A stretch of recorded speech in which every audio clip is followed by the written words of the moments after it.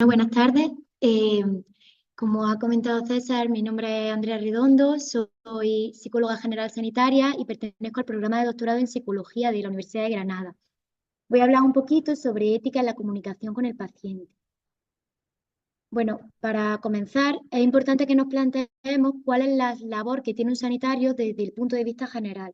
Es verdad que cuando hablamos a nivel social de esta labor, parece como si realmente lo que hiciera el sanitario fuese un poco más bien solo físico. Se dedica a procedimientos, intervenciones, el desarrollo de pruebas analíticas.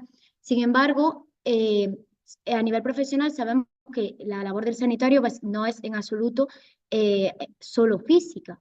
Aún así, esto muchas veces no se refleja en la práctica. Por ejemplo, podemos observar como un reflejo de esto es que son menos del 10% de las asignaturas de los grados de enfermería y medicina reflejan los aspectos no físicos, bueno, son dedicadas más bien a aspectos no físicos del cuidado. De esta forma vemos como la comunicación se toma como un añadido colateral, algo que puede beneficiar nuestra práctica, puede hacerla mejor, pero sin embargo no es fundamental. Sin embargo, esto no se corresponde con lo que las organizaciones internacionales y nacionales de la salud proponen, que destacan la necesidad de desarrollar este aspecto por dos motivos fundamentales. Primero, porque es el origen fundamental del mayor porcentaje de insatisfacciones y quejas dirigidos hacia las instituciones sanitarias, y por otra, porque se ha demostrado que es fundamental para el éxito en el diagnóstico. De esta forma, sabemos que la comunicación terapéutica es aquella que repercute positivamente en el proceso de curación. Por ello, constituye una herramienta sanitaria en sí misma. Propone por eso un beneficio sobre los pacientes en el sentido de que mejora la efectividad diagnóstica y terapéutica, especialmente en pacientes crónicos y pacientes con cáncer, mejora la capacitación que el paciente tiene sobre su propio problema, la adherencia terapéutica y genera un ambiente de consuelo y compasión. Todo esto al final va a aumentar la satisfacción que el paciente recibe de la interacción que tenemos con él y va a mejorar el afrontamiento que tiene del proceso a nivel físico y mental. Por otra parte, también es positivo para el sistema, para su rentabilidad y sostenibilidad, ya que disminuye el número de pruebas diagnósticas necesarias, disminuye el número de reconsultas por el mismo motivo y las derivaciones a otros profesionales.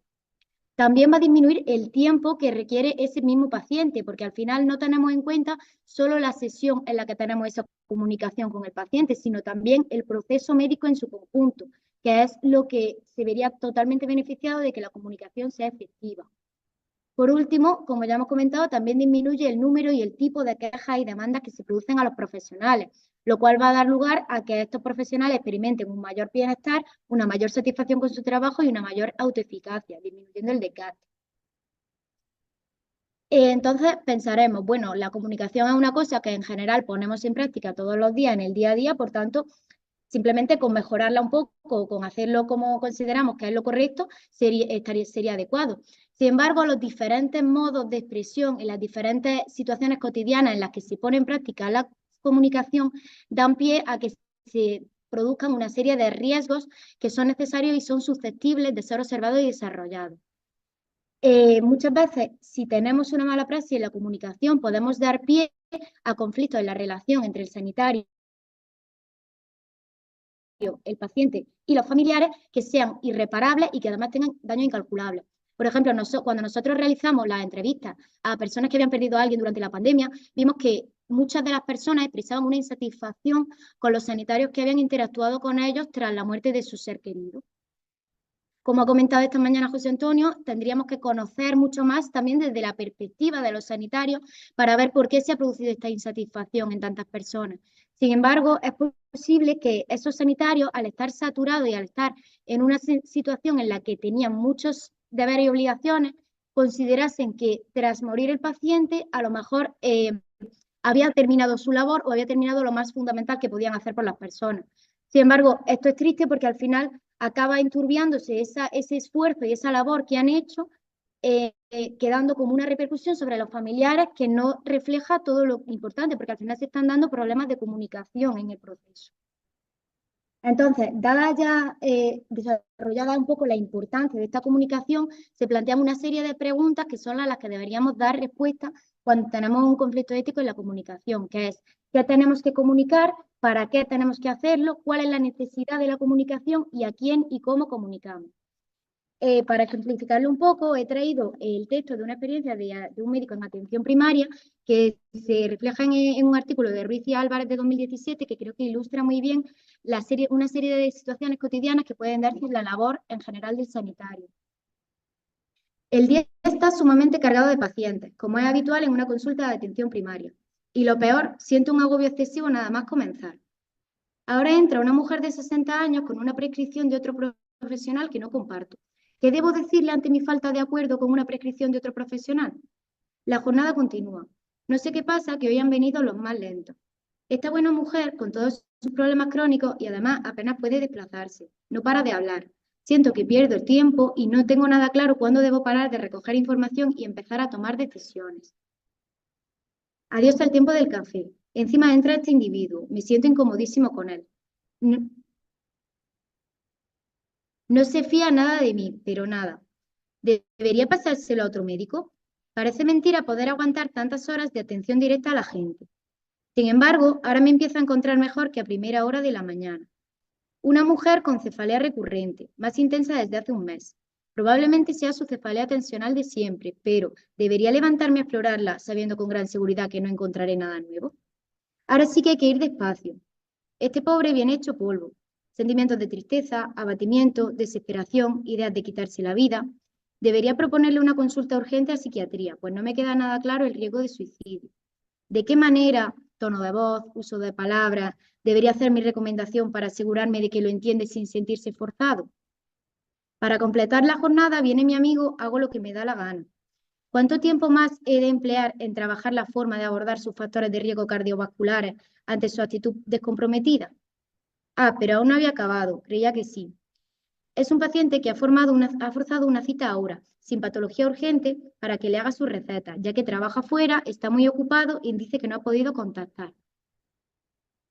Cuando se excluye, obvia u omite lo ético en la resolución de esta serie de cosas, de conflictos que pueden aparecer en el desarrollo cotidiano, estamos privando a los participantes de sus derechos y de la ayuda que reciben, pero también de poder poner en práctica las concepciones, las creencias y los valores que tiene sobre la salud.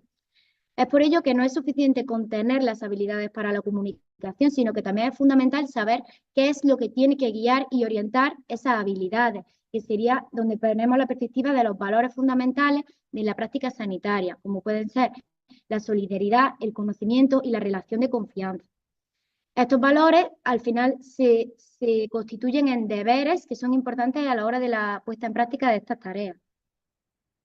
Y ya pues hablando un poco más de formas prácticas y de aplicaciones de estos elementos de la comunicación terapéutica, existen autores que han propuesto 6 elementos fundamentales para esta puesta en práctica de la comunicación terapéutica. El primero de ellos sería la escucha activa. La escucha activa es un proceso un poco diferente de la escucha habitual que realizamos porque requiere un esfuerzo consciente para prestar atención a las palabras, no exclusivamente a las palabras que se dicen, sino al mensaje completo de lo que se quiere transmitir. Esto implica comprender la información, pero también transmitir que la hemos comprendido. Y para esta labor es fundamental el empleo del reflejo. El reflejo sería cuando devolvemos al paciente las mismas palabras, las mismas ideas que él nos ha reflejado en otras palabras diferentes. Esto nos ayuda a dos funciones. Por una parte, a hacerle sentir comprendido, hacer sentir que estamos escuchando y que sabemos leer el mensaje que nos está transmitiendo, y también a que esa persona nos corrija si en algún punto no estamos siendo precisos con lo que estamos interpretando, porque no siempre interpretamos lo que las personas están queriendo decir. En ese sentido, el reflejo y las preguntas aclaratorias tendrían que suponer un 25% del proceso de escucha, pero el otro 75% tendría que consistir en escuchar en silencio. Cuando hablamos de escuchar en silencio, el contexto de escucha activa es importante que no escuchemos pensando en lo que vamos a responder o pensando en lo que voy a tomar a continuación o en lo que me importa realmente de lo que me dice, sino escuchar el mensaje completo, porque al final si la persona está considerando que es importante transmitírmelo, es importante que yo lo reciba. Para ello, pues algunas recomendaciones también son mirar a los ojos, tener una conducta corporal adecuada, que no parezca que voy a irme en cuanto la persona termine de hablar, utilizar unas expresiones faciales y un tono que sean sincrónicos con lo que me están contando, que esté relacionado también con la emoción que se me está transmitiendo. Uy, cada vez que paso un me da.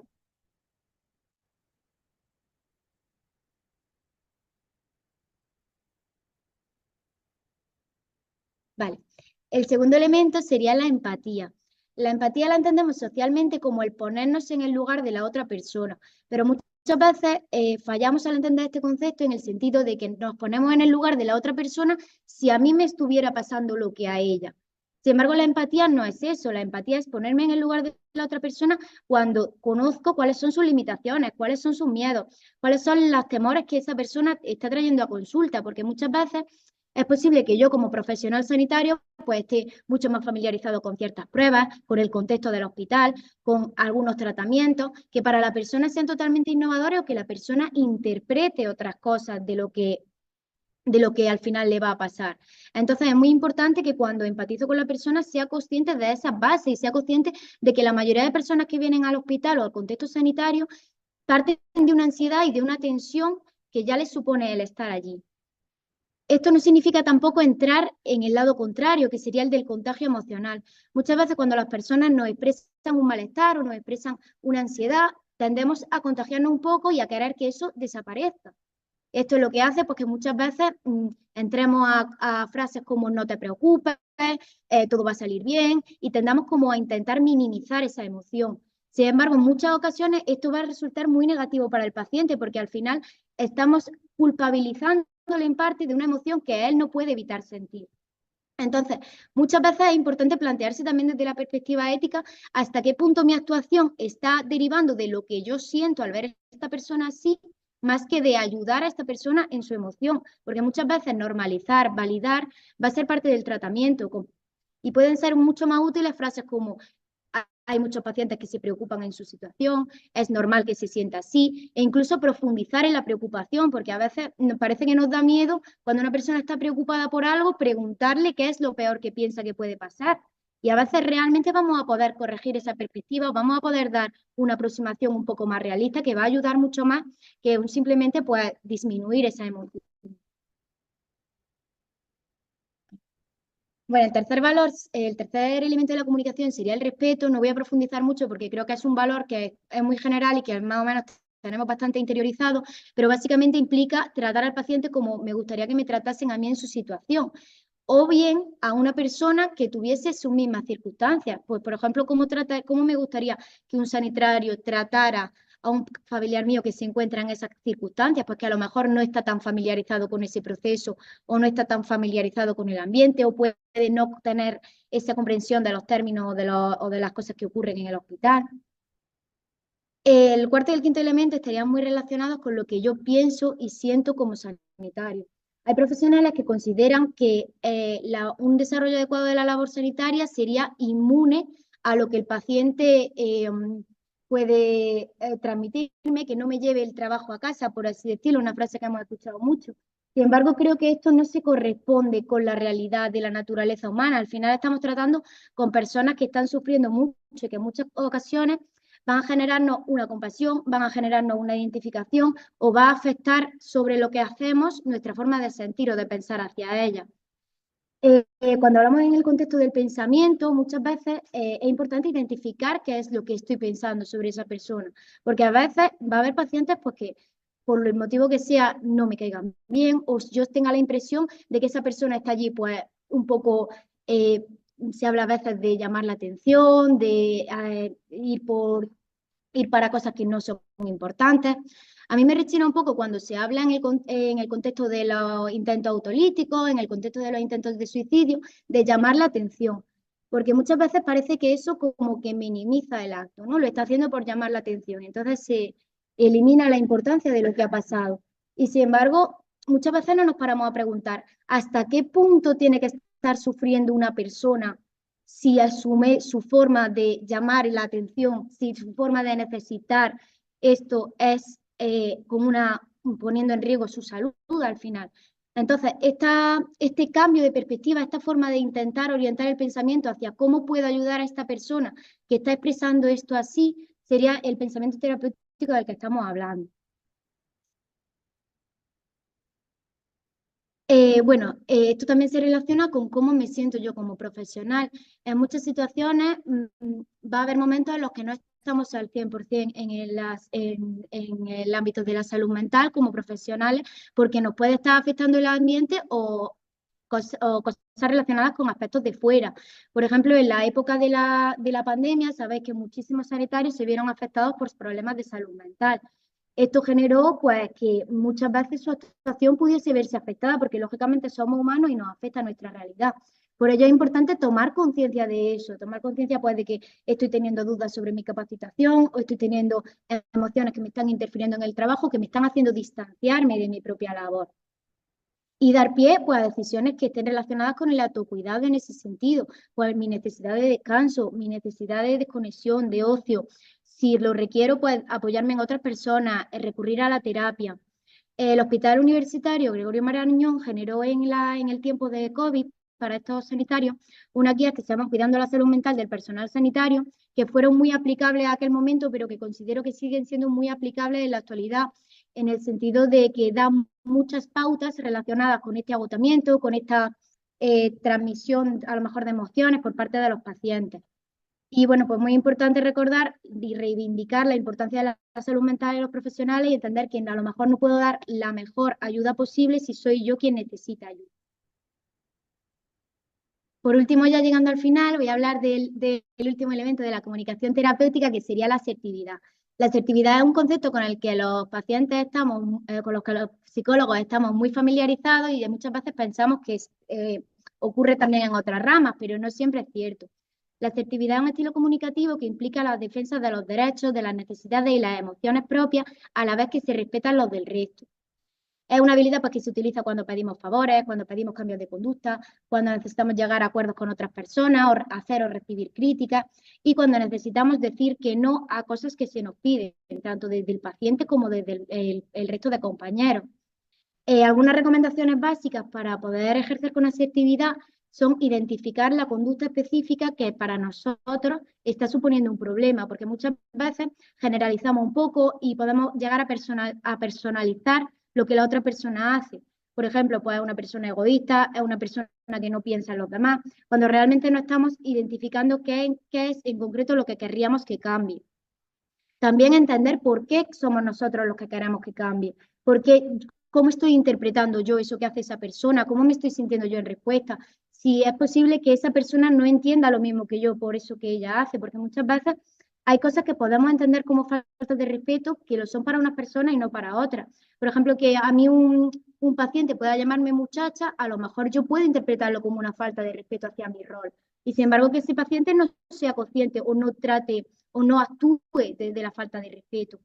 Entonces es importante que nosotros sepamos reflejar que eso es que el paciente no tiene por qué saber que eso es una falta de respeto para mí y hacérselo llegar de forma adecuada, expresándolo en primera persona, haciéndole ver que esto está generando en mí un problema y proponiendo una conducta alternativa, porque muchas veces sabemos qué cosas son las que no queremos, pero no sabemos qué proponer de forma alternativa para que la otra persona pueda hacerlo de otra manera. Pues a lo mejor darle mi nombre al paciente o decirle que prefiero el trato de enfermera o prefiero el trato de doctora o prefiero que me llame por mi apellido, en función de cuál sea mi preferencia, pero al final le estamos facilitando una alternativa a eso que está haciendo que consideramos que es una falta de respeto hacia nosotros. Y al final, cuando ya hemos establecido este límite, ya hemos dicho lo que no queremos recibir, tenemos la opción de plantear consecuencias. Decir que, por ejemplo, si se refiere a mí en esa forma, no voy a atenderle, para que la persona entienda en qué sentido estamos, una vez hemos puesto el límite, ¿por qué no queremos trabajar desde ese punto de vista? Y bueno, pues ya llegado al final, básicamente me gustaría que el mensaje general que se tuviera de esta charla es la importancia de la comunicación como una herramienta fundamental y que igual que nos formamos, que nos desarrollamos, que vamos actualizándonos en otras herramientas que son importantes para la labor sanitaria, pues la importancia también de desarrollar esta comunicación para la atención sanitaria de calidad y humanizada. Muchas gracias. Estas son mis referencias.